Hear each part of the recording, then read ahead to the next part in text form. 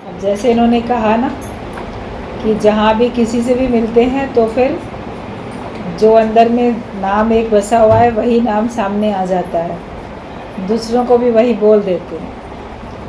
तो ये निशानी है प्रेम की।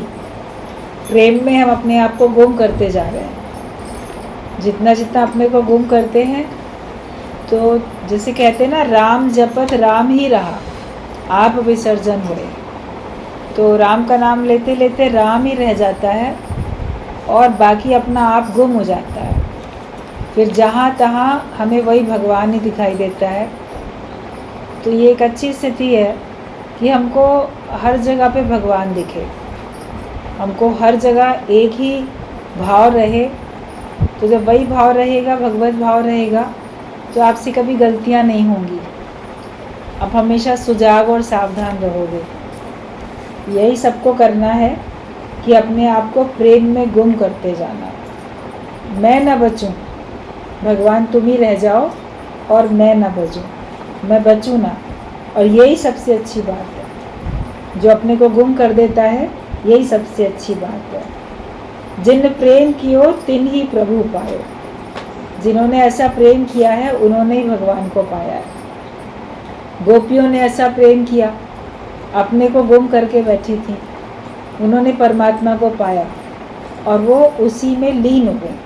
भगवान से मिलके भगवान में ही लीन हो गए। गोपियों की भी पिछले जन्म की तपस्याएं थी। जो भी पिछले जन्म के संत ऋषि मुनि योगी थे, जिन्होंने कठिन तपस्याएं की थी, जिन्होंने ज्ञान पक्का किया था, अपने को ज्ञानवान बनाया था, अपने को मुक्त किया था, तो वो ज्ञानी तो बन गए थे, मुक्त भी हो गए थे, तपस्या भी कर रही थी, लेकिन ये प्रेम का आनंद उन्होंने अनुभव नहीं किया था। इसके लिए जब भगवान द्वापर युग में कृष्ण भगवान इस रूप में आते हैं, तो सारे गोपी ग्वाल वो सब, उनको जो थे ऋषि मुनि योगी, उन्हीं को गोपियाँ और ग्वाल सब बना के भेजा, ताकि इस जन्म में वो प्रेम के आनंद को अनुभव कर सके। वो प्रेम में कैसे अपने को गुम करना है, कैसे अपने जीव भाव को मिटा के गुम करके बैठना है, उस आनंद का अनुभव कर सके। तो इसके लिए उनको ज्ञान की ज़रूरत नहीं थी। ज्ञान तो उन्होंने पिछले जन्म में पक्का कर ही लिया था, बाकी ये प्रेम का अनुभव बाकी था।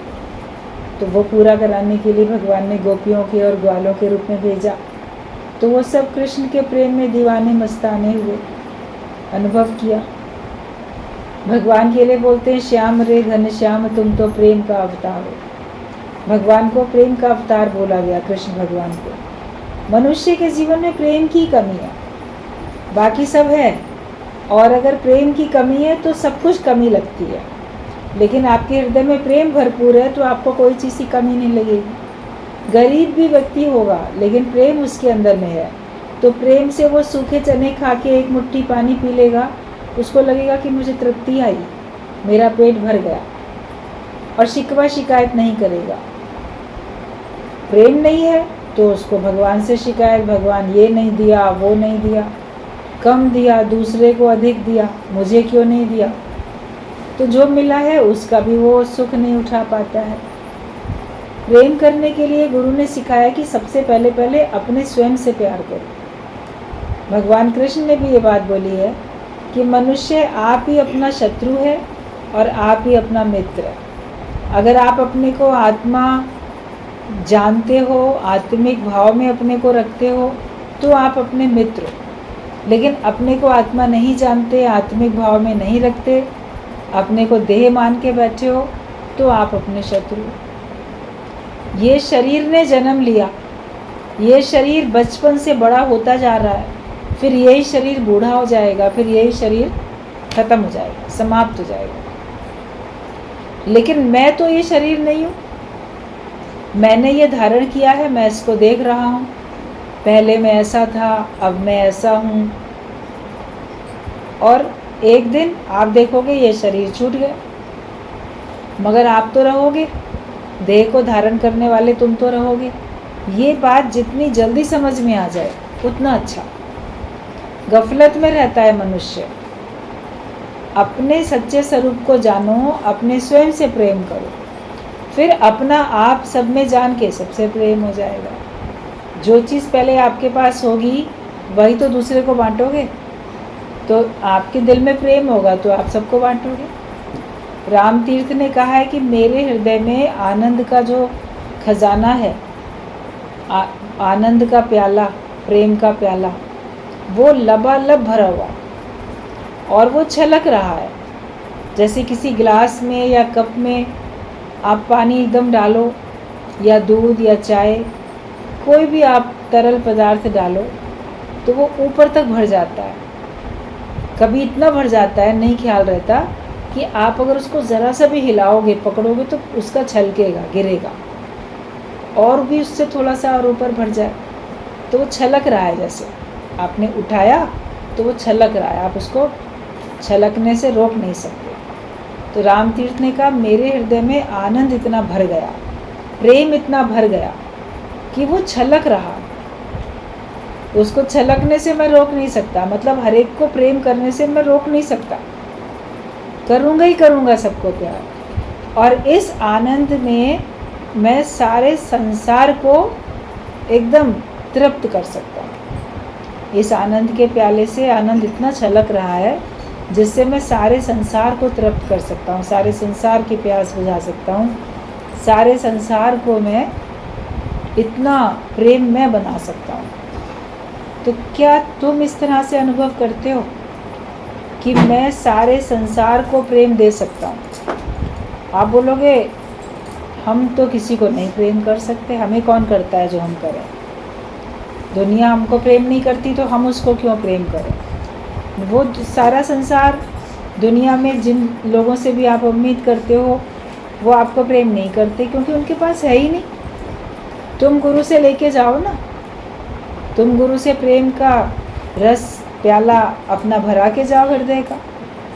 तुम्हारे अंदर इतना प्रेम उमड़ उमड़ गया है कि तुम हर एक को कर सको, जिसको देखो उसको कर सको, जिसको देखो उसको अपना आप नज़र आए। एक्शन भी नहीं है, लेकिन मन की एक भावना है कि सब तरफ भगवान है और सब तरफ मेरा अपना आप है। तो ऐसा प्रेम हमारा सबसे हो जाए, दूजा भाव हमारा ख़त्म हो जाए।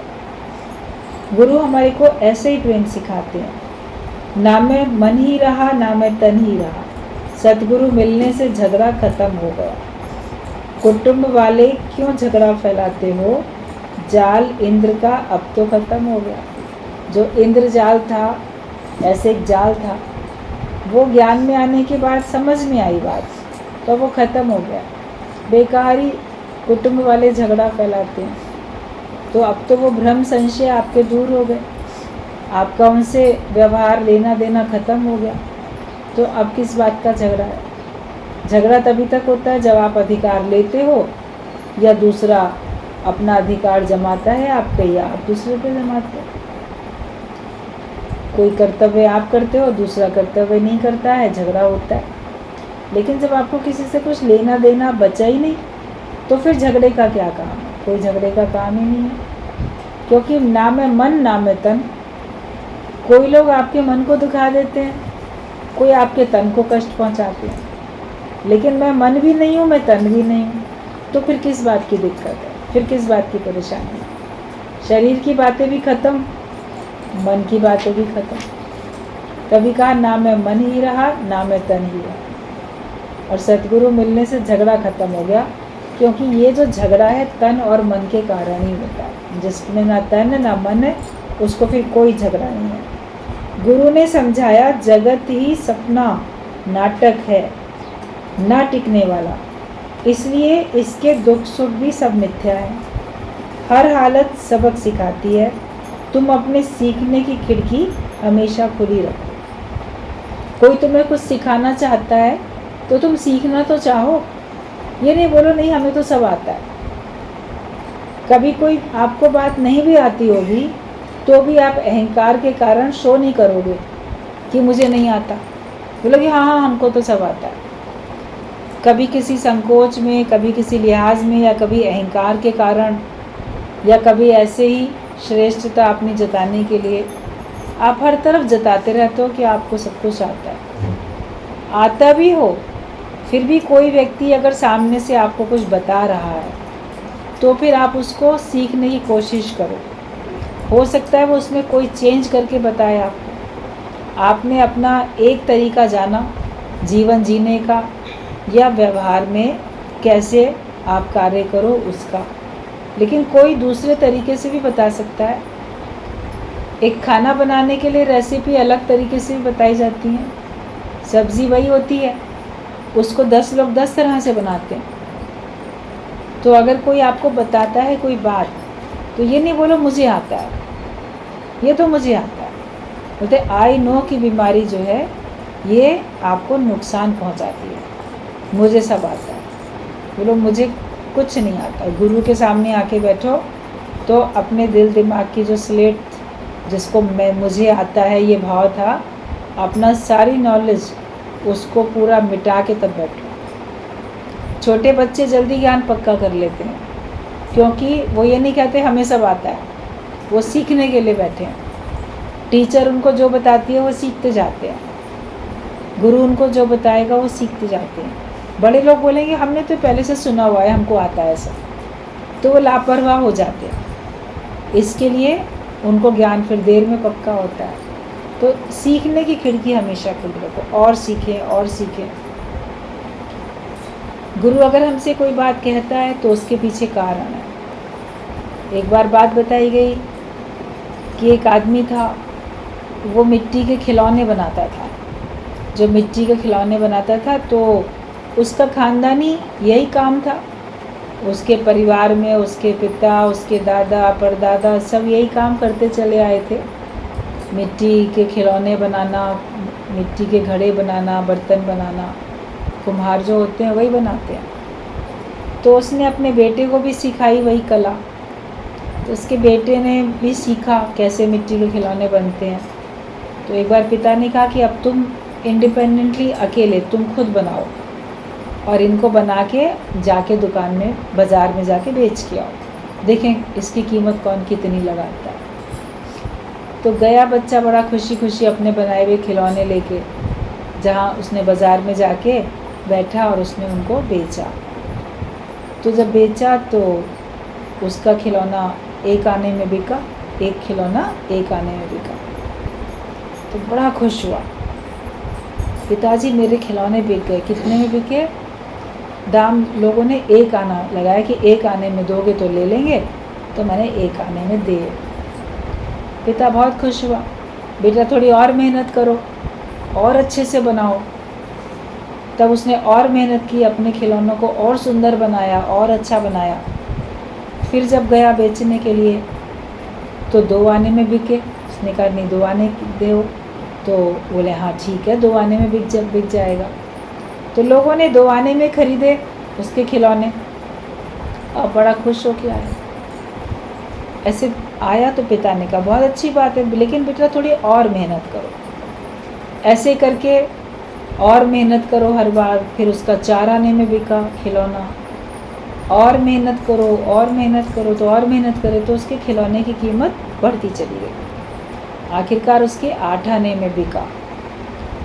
अब तो बहुत खुश था कि मेरा एक एक खिलौना 8 आने में बिक रहा है, क्योंकि वो इतना सुंदर बना रहा था। कोई कोई मूर्तियाँ होती है ना, आपको देख के ना मन मुग्ध हो जाता है। मिट्टी की बनी होती है मूर्तियाँ, चाहे वो भगवान की मूर्ति बनी हो, पशु पक्षियों की मूर्ति बनी हो, किसी की भी मूर्ति बनी हो, गुड़िया गुड्डा बना हो, कुछ भी बना हो, वो देख के लगता है जैसे बिल्कुल साक्षात कोई है सामने। तो उसके खिलौने इतने सुंदर बन रहे थे। तो जब आया तो पिता ने कहा देखा, बोला बेटा और थोड़ी मेहनत करो। तो ये सुनते ही उसके बेटे को क्रोध आ गया, एकदम से चिल्ला पड़ा, ये क्या बात हुई, और मेहनत करो। और कितनी मेहनत करेंगे, अब मेरा खिलौना 8 आने में बिकने लगा। आपका खिलौना बनाया हुआ तो अभी तक 4 आने में बिकता है पिताजी, मैंने कितनी मेहनत कर ली। आपके खिलौने की 4 आने से ज़्यादा कोई कीमत नहीं देता, मेरी तो 8 आने में बिक रहा है। तो उसका पिता चुप हो गया। फिर थोड़ी देर बाद कहता है ठीक है बेटा, अब आज के बाद से तुम्हारे खिलौने का दाम बढ़ेगा नहीं। तो वो कहता है कि क्या तुम मुझे श्राप दे रहे हो? बोला नहीं, मैं श्राप नहीं दे रहा हूँ।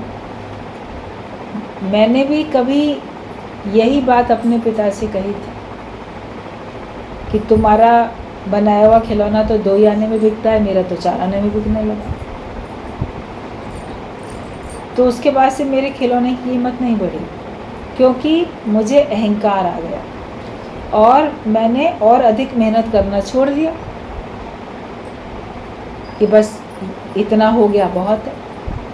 तो अब सीखने का भाव खत्म हो गया, तो इसके लिए कीमत भी नहीं बढ़ेगी। तो इसका सिद्धांत भी है कि हम कहते हैं कि हमें सब कुछ आ चुका है, हम सब जानते हैं, तो फिर आपको जितनी जानकारी है आपकी उन्नति वहीं तक ही रुक जाती है। लेकिन जब और अधिक जानने की जिज्ञासा रहती है तो हमारी उन्नति भी तो दिनों दिन होती है, हमारी आत्मिक उन्नति होती है दिनों दिन, हम अपनी उन्नति करते चले जाते हैं। तो सीखने का भाव हमारा हमेशा रहना चाहिए कि मैं भगवान का ज्ञान और जानूं और समझूं। है कि ब्रह्म ज्ञान के लिए आपके अंदर में हमेशा गहरा असंतोष होना चाहिए। ये नहीं कि मुझे सब आ चुका, मैं और भी कुछ जानूं। जान भी चुके हो, जो रहस्य था वो जान चुके। जगत मिथ्या है और ब्रह्म सत्य है, यही तो एक सार है ज्ञान का, इसी का विस्तार है पूरा का पूरा। ये आप जान भी चुके, फिर भी बहुत सारी बारीकियाँ, बहुत सारी बातें आपको अभी जाननी बाकी हैं। जितना जान चुके हो वो पूरा नहीं है। ज्ञान तो अथाह है, उसका कोई आर पार नहीं पा सकता। आपने किसी एक क्षेत्र में सब कुछ जान लिया होगा, अभी दूसरी फील्ड बाकी है, दूसरा क्षेत्र बाकी है भी आपको सीखने के लिए।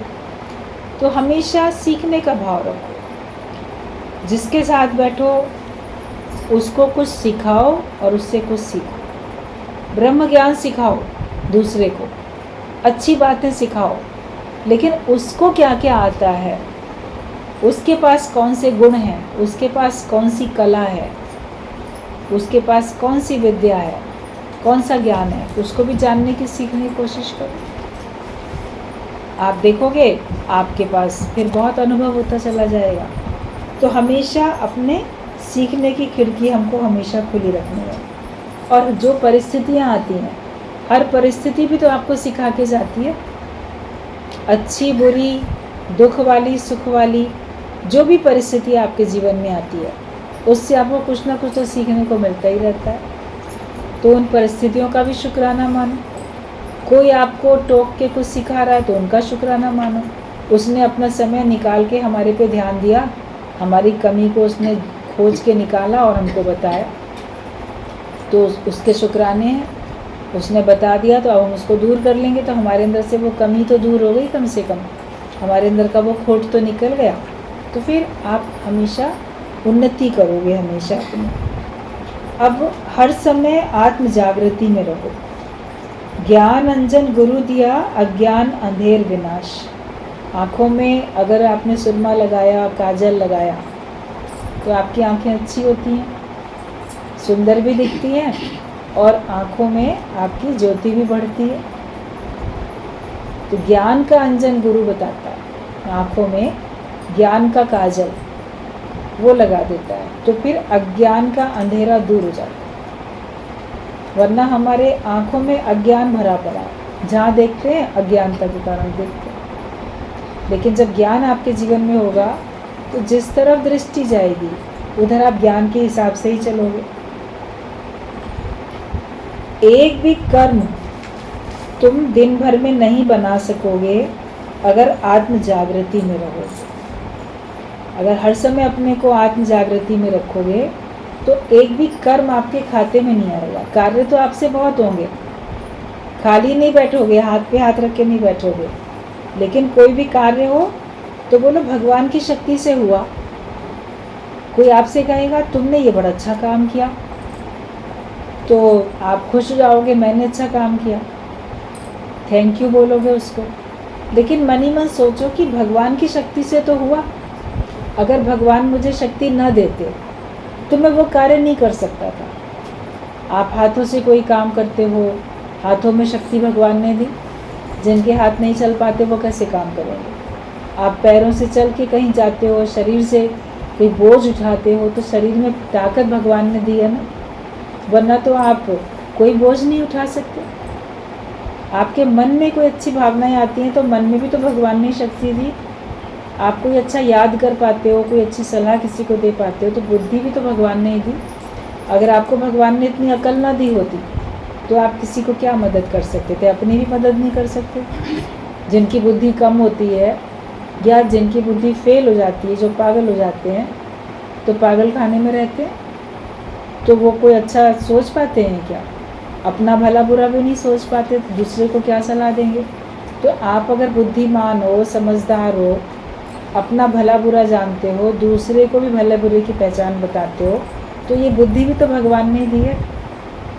जो भी हम कार्य करते हैं वो सब भगवान के द्वारा दी गई शक्ति से ही करते हैं। लेकिन ये सब जो हमको मिला, तन मन बुद्धि प्राण, जो कुछ भगवान ने दिए, इन सब से हमको ज्ञान का कार्य करना है। इन सब की सहायता से हमको भगवान को ही पाने का काम करना है। तो अगर हम हर समय आत्मिक स्थिति में रहते हैं तो दिन भर में एक भी कर्म हमारा बनता नहीं है, मतलब हमारे खाते में एक भी कर्म नहीं आता। उसमें विधि निषेध भी नहीं है कि क्या करें या क्या ना करें। ये ज्ञानी पर कोई बंधन नहीं है, वो तत्व के निश्चय से ही मुक्त है। ब्रह्म ज्ञानी को आप ये नहीं कह सकते कि तुम्हें ये करना चाहिए, तुम्हें ये नहीं करना चाहिए। वो कुछ भी कर सकता है, क्योंकि उसके ऊपर कोई ये करना है ये नहीं करना है ऐसी कोई शास्त्र अनुसार आज्ञा नहीं है, क्योंकि वो ब्रह्म ज्ञानी है। अब मन क्या सोचेगा, जब आप ज्ञानवान नहीं बने हो, इसका मतलब ब्रह्म ज्ञानी कुछ भी कर ले। तो कुछ भी करने का मतलब कोई बदकर्म थोड़ी करेगा, वो कोई पाप थोड़ी करेगा। अगर वो बदकर्मी हो, पापी हो, तो ब्रह्मज्ञानी कैसा होगा? ब्रह्मज्ञानी तो तभी बना ना जब उसने देह भाव मिटाया, जब संसार को मिथ्या समझा, जब वो इंद्रियों से उठ के अति इंद्रिय आनंद में चला गया, ब्रह्म के निश्चय में है, तभी तो वो ब्रह्मज्ञानी है। उस निश्चयात्मक बुद्धि के बाद फिर उसके द्वारा जो भी कार्य होगा वो उसके स्वयं के और जगत के कल्याण के लिए हो। उसमें कोई भी तरीका हो, तो उसमें कोई भी तरीका हो, वो उस तरीके से अपने को ज्ञानवान बना लेता है और उसके कार्यों से दूसरे को आत्मिक उन्नति में सहायता मिलती है। वो दूसरे के भले के लिए काम करता है, तो उसके ऊपर कोई बंधन नहीं है कि उसको ये करना चाहिए नहीं करना चाहिए। वो करे या ना करे, उसका अपना कोई स्वार्थ नहीं है। ये मर्यादाएं कि तुम्हें ये करना है और ये नहीं करना है। शास्त्रों में वचन लिखे हुए हैं कि ये आपको कर्म करने हैं और ये कर्म निषिद्ध कर्म है, ये कर्म आपको नहीं करने हैं। मगर ब्रह्मज्ञानी के लिए नहीं लिखा कि आपको ये करना है कि ये नहीं करना है। वो दूसरे की उन्नति के लिए, उद्धार के लिए कोई भी तरीका अपना सकता है, लेकिन उसमें वो जानता है कि अगले का बंधन कटेगा, देह भाव कटेगा, उसका बंधन अज्ञान कटेगा और वो भगवान के नज़दीक होगा, उसका योग लगेगा। इसके लिए वो कुछ भी कर पाता है और वो अपने तत्व के निश्चय से तो मुक्त है ही। इच्छा रूपी सांप मर गया, फिर भले ही बिल खुले रहें तो कोई नुकसान नहीं है। सन्यासी ग्रस्त छोड़ते हैं, परंतु यदि वासना भीतर रह जाती है तो यहाँ तो इच्छा का बीज ही जल जाता है। वासना अगर भीतर रह जाती है तो उनका सन्यास में जाना व्यर्थ हो जाता है। बाहर से वेश धारण कर लिया, अंदर से सब रस पड़े, तो उन्होंने कर्तव्य कर्म भी छोड़े, तो वो दोनों जहान से चले गए। ना इस लोक का सुख पा सके, ना परलोक में जाके दूसरा सुख भगवान के ज्ञान का पा सके, मुक्ति भी नहीं ले सके। अपने को आप निर्वासनिक बनाओ। किसी प्रकार की इच्छा, कामना, वासना ये सब हमारे अंदर में ना हो। ये सब होती है जगत को सत्य मानने से, माया को सही समझने से, अपने को देह मानने से। लेकिन जब मैं देह नहीं हूँ तो मुझे क्या इच्छा, मुझे कौन सी कामना, मुझे फिर कोई कामना रहती ही नहीं है। तो इच्छाएं ख़त्म करो अपनी। इच्छा रूपी सांप अगर मर गया तब भले ही बिल खुले रहें तो कोई नुकसान नहीं है। आपके घर में मान लो सांप आ जाता है तो आप उसको एकदम पकड़ने की कोशिश करते हो, वो इधर उधर भागेगा और वो कहीं छिप गया तो आपको भय बना रहता है कि वो कभी भी निकल सकता है। मान लो कोई बिल है उसमें छिप गया, कहीं किसी दरज में कहीं कहीं चला गया तो। लेकिन अगर तो आप सोचो कि हम इन बिलों को बंद कर दें तो ये सांप नहीं आएगा, तो कहीं और से निकल आएगा। लेकिन अगर वो सांप मर गया है उसके बाद वो बिल खुला भी है तो कोई दिक्कत नहीं है, क्योंकि अब तो सांप है ही नहीं जो उस रास्ते से बाहर आए, उसको तो हमने पहले ही समाप्त कर दिया। तो इच्छा रूपी सांप हमने ख़त्म कर दिया। फिर हमारी इंद्रियों रूपी बिल अगर खुले भी हैं तो हमें कोई दिक्कत नहीं है। ये हमारी आँखें खुली हैं, कान खुले हैं, सब बिल हैं। इन्हीं के ज़रिए तो बाहर से माया अंदर जाती है, या इन्हीं के ज़रिए मन जो है बाहर माया देखता है, माया के आकर्षण में पड़ता है। अंदर से मन इन्हीं इंद्रियों का सहारा लेके बाहर के विषयों को देखता है, पाना चाहता है, और इन्हीं का सहारा लेके बाहर की चीज़ें आपके अंदर मन में जाती हैं, अरस परस बात होती रहती है। तो लोग क्या करते हैं, आँख बंद करके समाधि लगाएंगे, कानों को अपने बंद करेंगे, अपने को संयमित करेंगे, ऐसी जगह नहीं बैठेंगे जहाँ उनका मन विचलित हो जाए। वो तो एक शुरुआत का तरीका है ही।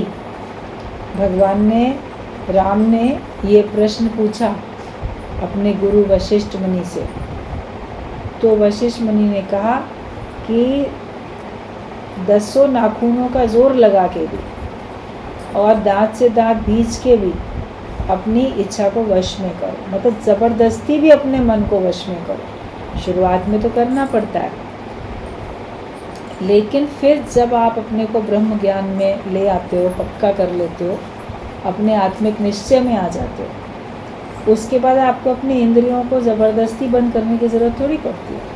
आंखें खुली हैं, देख रही हैं सारा संसार, मगर वो दृश्य आपके अंदर छप नहीं जाता, वो दृश्य आपके अंदर जाके किसी प्रकार की हलचल पैदा नहीं करता है। कान आपके खुले हुए हैं, शब्द आपको सुनाई देते रहते हैं, लेकिन वो शब्द आपके अंदर जाके हलचल में आपको नहीं लाते, विचलित नहीं करते। वरना निंदा के शब्द आपको बड़ा जलाएंगे, प्रशंसा के शब्द आपको बड़ा मुग्ध कर देंगे, अहंकार में ले आएंगे। तो ज्ञानी के इंद्रियां बाहर से ऐसे कोई संयमित नहीं दिखती हैं, लेकिन उसका आत्मिक निश्चय पक्का हो चुका तो उसको अपनी इंद्रियों को साधने के लिए फिर साधना करने की, ध्यान लगाने की, मेडिटेशन की, इन सब चीज़ों की उसको ज़रूरत नहीं पड़ती है। वो तब तक है जब तक आपको आत्मिक निश्चय नहीं हुआ।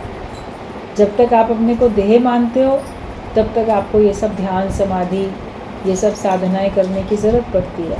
लेकिन जब आपकी निश्चयात्मक बुद्धि बन जाती है कि मैं ये देह नहीं हूँ, मैं तो आत्मा हूँ, मैं तो ब्रह्म स्वरूप हूँ, उसके बाद आपको ध्यान लगाने की ज़रूरत ही नहीं, समाधि की ज़रूरत ही नहीं, क्योंकि हर समय आपका ध्यान भगवान में लगा हुआ है। हर समय आप समाधिस्थ हो, आपको अब कोई संशय भ्रम नहीं है, सबका समाधान हो चुका है, और अब आपकी इच्छाएं संसार से कोई नहीं है जुड़ी हुई। आपकी इच्छा भगवान से थी और भगवान की प्राप्ति हो गई तो वो शुभ इच्छा भी खत्म हो गई। आपको मुक्त होने की चाह थी, आप मुक्त होकर बैठे हो तो वो भी तो चाह खत्म हो गई ना।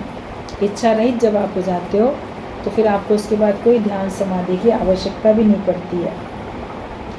इच्छा का बीज ही जल जाता है। जैसे चना है कच्चा, तो उसमें से अंकुरित हो जाएगा वो।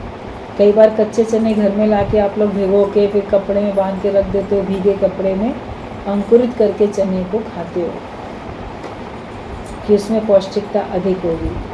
और वही कच्चे चने आप धरती में डाल देते हो तो उसके पौधे भी निकल आते हैं। लेकिन वही चने अगर आपने पहाड़ पे जाके भुनवा लिए, भुने हुए चने हैं, तो चना तो अभी भी कहलाता है, वो शेप भी उसका वही है, लेकिन अब वो अंकुरित तो नहीं होगा। आप उसको खाओगे, पौष्टिकता उसमें भी है, आपका पेट भर जाएगा इस समय के लिए। लेकिन आप सोचो कि अभी अंकुरित हो जाए, तो अब वो अंकुरित नहीं होगा। इसका पौधा निकल आए तो वो भी नहीं होगा। क्यों नहीं हुआ? क्योंकि अब वो अग्नि के संपर्क में आके भुन चुका है। तो हमारा मन भी ज्ञान की अग्नि के संपर्क में आके भुन चुका है, तो हमारे मन में अब इच्छाएं नहीं पनपेंगी। इच्छाएं अंकुरित नहीं होंगी तो फिर हम दोबारा जन्म मरण के चक्कर में नहीं आएंगे। लेकिन इच्छाएं रह जाती हैं क्योंकि ज्ञान पक्का नहीं करते। ज्ञान अग्नि दग्ध कर्मा बोला गया। ज्ञान की अग्नि से आपके कर्म जल के भस्म हो जाते हैं। ज्ञान की अग्नि में आपका तन मन जीवन सब जैसे अग्नि में पड़ के शुद्ध हो जाता है और अब उसमें माया नहीं रहती, अब उसमें जगत के विचार नहीं रहते, तो फिर दोबारा जन्म का मरण का कोई प्रश्न ही नहीं उठता है। फिर तो इच्छाओं के बीज जल जाते हैं। निष्कामी है समदर्शी, इसीलिए हर हाल में खुश रहता है। सभी पर गुरु की मेहर बरस रही है, बरसात तेरे मेहर की जीवन में 12 मास हो। गुरु के मेहर की बरसात बरस ही रही है। अब मन में यही प्रार्थना रहे कि मैं अपने को इस लायक बनाऊं कि गुरु की मेहरबानी की बरसात मेरे जीवन में 12 महीने बरसती है। अगर आप अपने को लायक नहीं बनाओगे तो मेहर की बरसात नहीं बरसेगी। आप ज्ञान के विपरीत चलो, गुरु की प्रसन्नता का कार्य ना करके ऐसा कार्य करो जिससे गुरु अप्रसन्न हो जाए, रुष्ट हो जाए, तो फिर आपके ऊपर मेहर की बरसात कैसे हो। हालांकि सच्चा गुरु एक बार मेहर कर देता है तो फिर कहर नहीं करता, आपके बद्दुआएं नहीं देता, लेकिन फिर आपके लिए कोई और नया संकल्प भी नहीं करता, आपके लिए सोच विचार करना छोड़ देता है, तो फिर नुकसान तो आप ही का।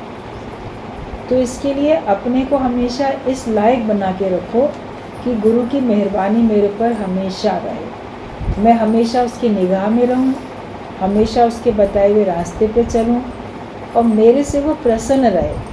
अगर गुरु हमसे प्रसन्न है तो हमारी उन्नति है, लेकिन अहंकार के कारण, लापरवाही के कारण, अज्ञानता के कारण या किसी भी वजह से, प्रारब्ध के कारण भी कई बार कहा जा सकता है, आपसे ऐसे कार्य हो जाते हैं जिससे गुरु अप्रसन्न हो जाते हैं, तो फिर आप देखो आपकी उन्नति फिर नहीं होती है। तो इसके लिए ये हमें सावधानी ज़रूर रखनी है कि गुरु के मेहर की बरसात मेरे जीवन में 12 मास होती रहे, मतलब कि लगातार होती रहे। बस यही शुद्ध संकल्प आगे बढ़ाएगा। आप ये संकल्प रखो कि मेरा गुरु मेरे से हमेशा राज़ी रहे, मैं ऐसा मेरे से कार्य हो जिससे वो प्रसन्न रहे, तो फिर आप देखोगे यही आपका शुद्ध संकल्प आपको आगे बढ़ाएगा, उन्नति होगी आपकी। कितनी दीवारें आगे आती हैं जो कोई सच की राह पे चलता है। सत्य की राह पे चलोगे, विघ्न बाधाएं बहुत आएंगी, दीवारें बहुत आएंगी, विघ्न बाधाएं बहुत आएंगी। ये मत सोचना कि आप भगवान के रास्ते पे चले हो तो सब कुछ बड़ा अच्छा अच्छा होता जाएगा। शुरू में थोड़ा सा अच्छा होता हुआ दिखता है ताकि आप चलो आगे। छोटा बच्चा जब चलना शुरू करता है, घुटने के बल चलना शुरू करता है या खड़े होके भी थोड़ा चलना शुरू करता है, तो उसकी माँ क्या करती है, जो चीज़ें उसको चुभ सकती हैं, जो चीज़ें उसको नुकसान पहुंचा सकती हैं, वो सब उठा उठा के बहुत ऊंचाई पे रख देती है जहाँ पे उस बच्चे की पहुंच ना हो। कैंची है, चाकू है, ब्लेड है और चीज़ें हैं, कहीं इसको चुभ ना जाए, कट ना जाए। कांच की चीज़ें कहीं टूट ना जाए तो उसको चुभेंगी, या ऐसी कोई चीज़ जो ये अपने मुख में डाल लेगा तो नुकसान होगा। तो वो बच्चे के लिए, जिसने नया नया चलना सीखा है, तो ये अच्छे से चल पाए, इसके लिए उसकी माँ, बच्चे की माँ, वो सारा सामान उठा उठा के बहुत ऊंचाई पे रख देती है। लेकिन बाद में जब वो बच्चा चलने लग जाता है और ठीक से चलना सीख जाता है, तो भले नीचे भी पड़ी रहती हैं, पास में भी रहती हैं, अब उसको समझ है कि मुझे क्या करना है क्या नहीं करना है, और फिर भी लापरवाही करता है तो ठोकर खाता है, चोट खाता है, गिरता है। तो फिर उसको कहा जाता है तुमने क्यों नहीं देख के चला, पहले क्यों नहीं सावधानी रखी। तो शुरू में भगवान जब हम उसके रास्ते पे चलते हैं तो हमारे विघ्न बाधाएं सब हटा देता है, ताकि हम उमंग उत्साह से इस मार्ग में आगे बढ़ें। मगर फिर प्रारब्ध के दुख सुख तो आएंगे ही ना, उनको कैसे भगवान रोक देगा। शूली से कांटा हो जाएगा, मगर कांटा होगा तो ना, कांटा तो होगा। शूली नहीं मिलेगी, कांटा तो मिलेगा। अधिक नहीं मिलेगा, थोड़ा तो मिलेगा। थोड़ा तो आपको सहना ही पड़ेगा दुख सुख, थोड़ा तो भोगना ही पड़ेगा। भोगे बिन छूटे नहीं कर्म गति भगवान। तो भगवान हमारे सामने परिस्थितियाँ लाता भी रहता है, विघ्न बाधाएँ, मगर अब आपका आत्मिक निश्चय इतना पक्का हो चुका है कि वो विघ्न बाधाएँ आपको रुकावट डाल नहीं सकती, आप अपने मार्ग में आगे बढ़ते रहते हो। तो कितनी दीवारें आगे आती हैं जो कोई सच की राह पे चलता है, मगर जो भगवान का भक्त है उसके पास अब भक्ति से इतनी शक्ति है, इतनी उसकी सामर्थ्य है, इतनी उसमें ताकत है कि वो उन दीवारों को पार कर जाता है। कोई दीवार उसको रोक नहीं पाती, उसके मार्ग में अवरोध उत्पन्न नहीं कर पाती है। बस प्रेमी और आशिक तो इतना प्रेम से आगे ही बढ़ता रहता है। जिसके अंदर प्रेम है, जो आशिक है, जिसके अंदर इश्क है, तो वो सब आगे बढ़ता रहता है। वो किसी प्रकार के बंधन में रुक नहीं जाता, क्योंकि उसके अंदर का जो इश्क है, जो उसके अंदर का प्रेम है, वो उससे, उस बातों से उसको उपराम करा देता है। वो लांघ जाता है हर मर्यादा, हर परिस्थिति, हर दुख, हर सुख, उससे वो उपराम हो जाता है। वो प्रेम से आगे बढ़ता रहता है। आगे बढ़ा कदम, रुकना तेरा काम नहीं, चलना तेरी शान। तुमने एक बार कदम आगे बढ़ाया इस ज्ञान की राह में, तो फिर अब आगे ही बढ़ो। अब रुकना तुम्हारा काम नहीं है, पीछे जाना भी तुम्हारा काम नहीं है। तुम्हारी शान इसी में है कि तुम आगे बढ़ो। अगर रुक गए तो उन्नति आपकी ख़त्म, पिछड़ जाओगे सबसे। वापस चले गए तो आपकी शान ख़त्म हो जाएगी, आप परेशान हो जाओगे और लोग भी फिर आपको वैल्यू नहीं देंगे कि बड़ा गया तो था ये परमात्मा पाने, देखा लौट आया, वापस अज्ञानी की तरह रहने लगा। तो वो जो अपकीर्ति होगी, भगवान कृष्ण ने बोला है युद्ध की भूमि में तुम आए हो, अगर अब युद्ध नहीं करोगे, युद्ध से चले जाओगे, तुम्हारा तो भावना अलग है कि मैं इनको मारना नहीं चाहता, बड़े दया की भावना आ रही है, मगर जो तुम्हारे वैरी हैं, शत्रु हैं, वो तुम्हारी इस भावना को थोड़ी समझेंगे, इसकी कदर थोड़ी करेंगे। वो तो बदनामी करेंगे, कायर था डर के भाग गया। तो वो जो तुम्हारी बदनामी होगी, उसका जो दुख होगा वो मृत्यु से भी अधिक दुख होगा। इससे अच्छा इस मार्ग में आगे बढ़ो। मृत्यु आएगी तो भी तुम वीर गति को प्राप्त करके स्वर्ग को प्राप्त करोगे, और अगर तुम विजयी हो जाओगे तो तुम ये संसार का सारा सुख होगी। भगवान ने तो वही बात बताई ना, आगे बढ़ो, रुकने की बात तो नहीं बोली। तो हमने भी एक बार सत्संग में कदम आगे बढ़ाया तो हमें सत्संग फिर छोड़ना नहीं है।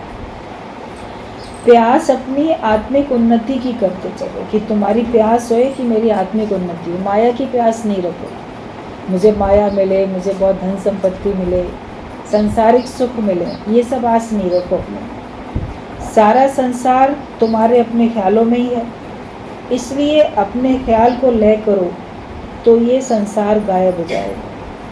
बस अंदर की आसक्तियाँ ही हमें बंधन में बांध देती हैं। जो भी बंधन में अगर कहता है अपने आप को कि मैं बंधन में हूँ, मेरे पास बहुत बंधन है, तो वो समझ जाए बाहर के बंधन उसको नहीं रोक सकते हैं, उसके अपने मन का बंधन ही है जो उसको रोकता है। उसकी अपनी जगत के प्रति जो आसक्ति है, जो स्वार्थ है, जो मोह है, कुछ पाने की चाह, इच्छा, वही हमको बांधती है। वरना ये ना हो तो हमें कोई बंधन में ला नहीं सकता। हमारे अंदर की आसक्तियाँ ही हमको बंधन में बांधती हैं। अपने ख्यालों से अपने जगत को गुम कर दो तो तुम्हारे लिए जगत बना ही नहीं। इतना बड़ा जगत है लेकिन वो सब तेरे ख्याल के अंदर ही है। तुमने माना है तो वो है, तुम मानने से इनकार कर दो तो वो नहीं। तुम मानो है ही भगवान, जगत है ही नहीं, तो जगत तुमको कहाँ से बंधन में लेके आएगा। गुरु का प्यार निराधार व निरासक्त बनाता है। जब हम सत्संग में आते हैं तो हमको गुरु का प्रेम मिलता है। गुरु का प्रेम कोई सांसारिक प्रेम की तरीके से नहीं होता। जगत वाले आपको कोई गिफ्ट देंगे, प्रशंसा करेंगे, आपको किसी प्रकार का बाहर का सुख देंगे तो आप सोचोगे इसका मेरे से बड़ा प्यार है। गुरु आपको ये सब देता हुआ नहीं दिखेगा, लेकिन फिर भी आप देखोगे गुरु का आपसे प्यार है, आत्मिक प्रेम है, वो तुम्हारी उन्नति के लिए सोचता है। और गुरु जो हमको जब प्रेम करता है, उसी प्रेम में हम निर्बंधन हो पाते हैं। अगर उसका प्रेम ना हो तो आप बंधन से कभी छूट नहीं सकते। तो गुरु का प्यार हमें निराधार भी बनाता है। हम सबका आधार लेना छोड़ देते हैं। पहले किस किस का आधार लेके बैठे थे? घर का, परिवार का, पैसे का, अपनी देह का, वो सब हैं तो आप सुखी हो, वो सब नहीं है तो आप दुखी हो। लेकिन आप बोलोगे एक तेरा प्यार है तो मेरे लिए अब कुछ और ज़रूरत ही नहीं है। हम किसी का आधार लेते नहीं हैं, एक भगवान के प्रेम में ही रहते हैं। और वही हमको निरासक्त भी बनाता है। पहले आसक्तियाँ थी, एक दिल के टुकड़े हज़ार हुए, कोई कहाँ गिरा कोई कहाँ गिरा। अभी जितना जितना आपके अंदर गुरु का प्रेम बढ़ेगा, उतना उतना आप देखोगे कि आपके अंदर से संसार के प्रति, संसार के पदार्थों के प्रति, सुखों दुखों के प्रति, व्यक्तियों के प्रति जो पहले आसक्त भाव था वो खत्म होता जा रहा है ही नहीं। आप अपना कर्तव्य कर्म भले करते हो, लेकिन जो एक अटैचमेंट था, आसक्ति थी, जो अटके हुए थे, वो अटकाव खत्म हो जाता है। प्रेम भी है मगर अटकाव अब खत्म है। तो ये सब गुरु के प्रेम में होता है। तो हम तेरे प्रेम में अपने को बदल पाएंगे। जब हमारे दिल में प्रेम होता है, गुरु के दिल में प्रेम होता है, तभी हम अपने को बदल पाते हैं। तो बस प्रेम में रहो और प्रेम में अपने आप को टोटल गुम करते चले जाओ। तुम ना बचो, भगवान रह जाएं और तुम ना बचो। अपने को गुम करने के हद तक आपके अंदर में ज्ञान हो, आपके अंदर में सही समझ हो, आपके अंदर में ऐसा शुद्ध आत्मिक प्रेम होना चाहिए।